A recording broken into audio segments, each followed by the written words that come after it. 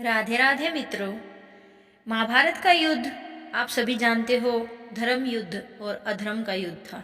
कृष्ण पांडवों के पक्ष से थे, किंतु उन्होंने युद्ध में शस्त्र तो नहीं उठाया। वहीं श्री कृष्ण की नारायणी सेना कौरवों की ओर से लड़ रही थी।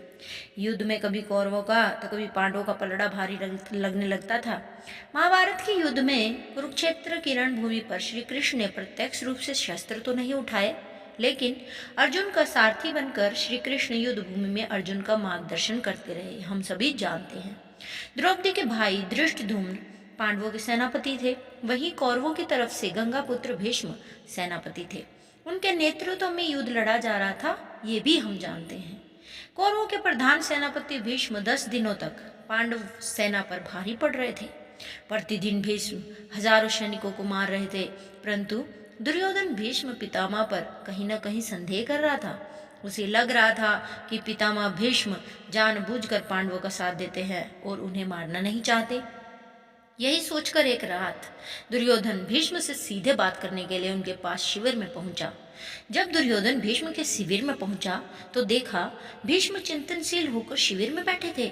यूं आधी रात को दुर्योधन को अपने प्रवेश शिविर में आते देखकर भीष्म हैरान रहे। उन्होंने दुर्योधन से शिविर में आने का कारण पूछा।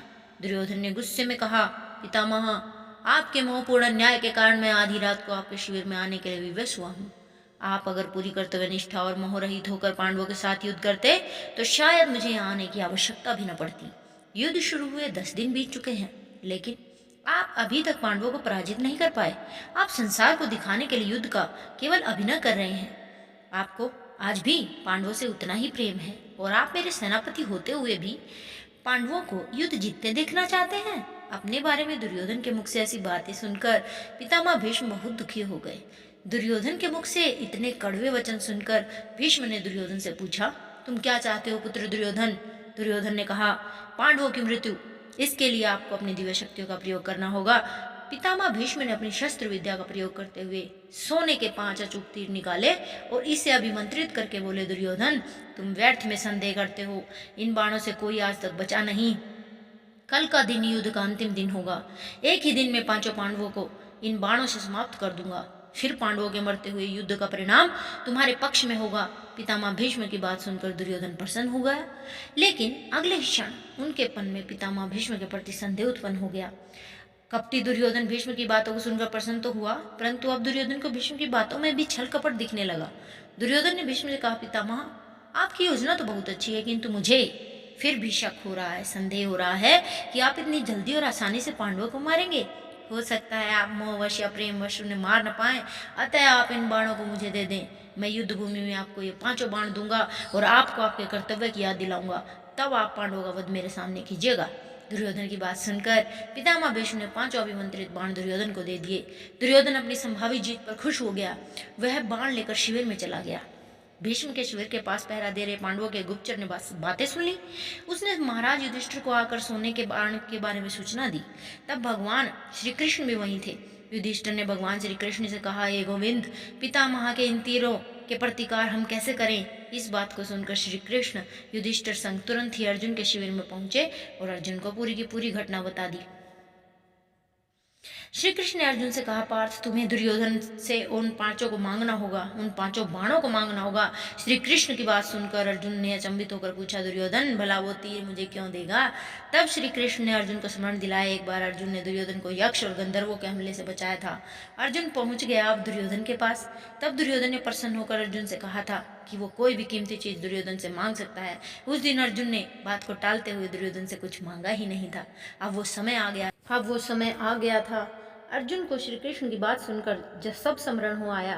युधिष्ठिर की आज्ञा से अर्जुन दुर्योधन के शिविर में पहुंचे। दुर्योधन अचानक अर्जुन को अपने शिविर में देखकर संशकित हुआ। अपनी शंका को छिपाते हुए जोर जोर से हंसते हुए दुर्योधन ने अर्जुन से कहा, आओ अर्जुन आओ, क्षमा मांगने आए हो क्या? तुम्हारे प्रिय पितामह ने जो तुम्हारी सेना के साथ किया उससे भयभीत हो क्या? इस रात्रि में आने का क्या कारण है, बताओ, क्या सहायता मांगने आए हो? अर्जुन ने कहा, भ्राता दुर्योधन, सही समझा आपने। मैं आपसे याचना करने आया हूँ, परंतु मेरे मांगने से पहले आप उसे देने के लिए विवश हैं। दुर्योधन हंसता हुआ बोला, मैं विवश हूँ अर्जुन? याचक विवश होता है, दाता नहीं। परंतु कोई बात नहीं अबोध अर्जुन, तुम मांगो।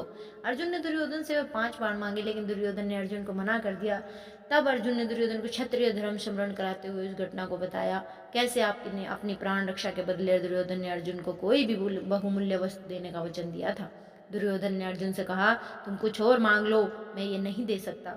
तब अर्जुन ने कहा, यदि आप अपने वचन को पूरा नहीं करना चाहते तो कोई बात नहीं भ्राता, अब आपके पास कुछ बहुमूल्य है भी तो नहीं जो मांगा जाए। सामर्थ्य के अभाव में आपको पितामह के बाणों की आवश्यकता भी तो है। ठीक है, मैं चलता हूँ। अर्जुन के कटाक्षों से दुविधा में फंसे दुर्योधन ने कहा, रुको अर्जुन, किसके पास सामर्थ्य नहीं है? हम 100 हैं, तुम 5 हो। फिर ना चाहते हुए भी दुर्योधन ने 5 बाण अर्जुन को दे दिए। अर्जुन उन दिव्य बाणों को प्राप्त करके अपने शिविर में आ गए। इस तरह भीष्म से बाण लेने की गलती दुर्योधन पर बहुत भारी पड़ी और पांडवों की मौत तो टल गई। महाभारत के युद्ध के अंत में पांडवों की ही जीत हुई। तो मित्रों, ये कहानी हमको बहुत कुछ सिखाती है कि जिसका जो कार्य है उसी को करने देना चाहिए। बीच में अपनी टांग अड़ाने का कोई मतलब नहीं है, क्योंकि व्यर्थ में अगर आप बीच में जाएंगे तो जो काम आपको नहीं आता वो काम आपसे कभी नहीं होगा। धन्यवाद। राधे राधे।